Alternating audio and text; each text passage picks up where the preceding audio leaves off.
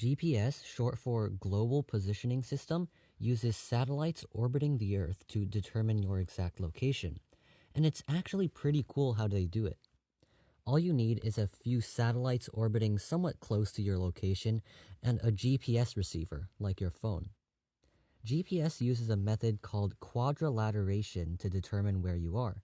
But to understand quadrilateration, it's easier to first understand trilateration, which is the 2D version, and much easier for me to demonstrate clearly.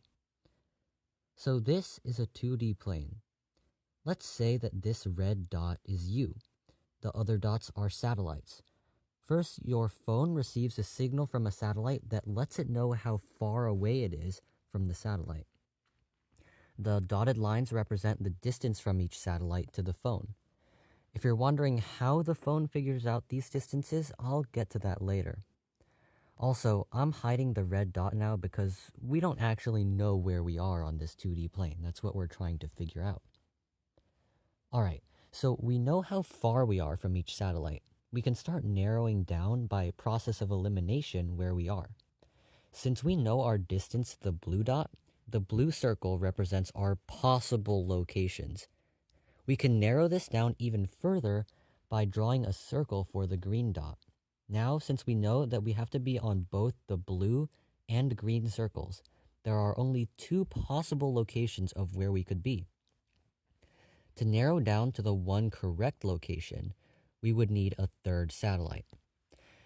As you can see, you are located exactly where all three circles intersect. Great. So that's trilateration, but it only works in 2 dimensions.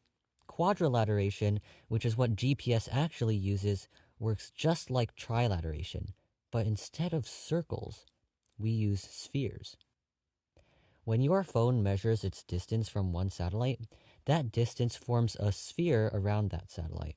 You must be somewhere on the surface of that sphere. With 2 satellites, the spheres intersect in a circle. With 3 satellites, that circle intersects a third sphere at 2 possible points.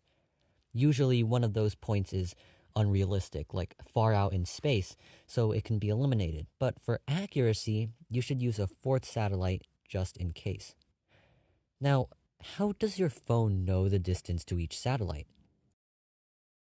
Each satellite constantly sends a signal that has 2 pieces of information: its exact position in orbit and the exact time that the signal was sent. We care about the second one. Remember this formula from middle school? D equals RT. D is distance, R is speed or rate, and T is time. By finding the difference between the time the signal was sent and the time it was received, we can get the time that it took for the signal to reach us, which is T. And we also know what R is, since radio waves travel at the speed of light.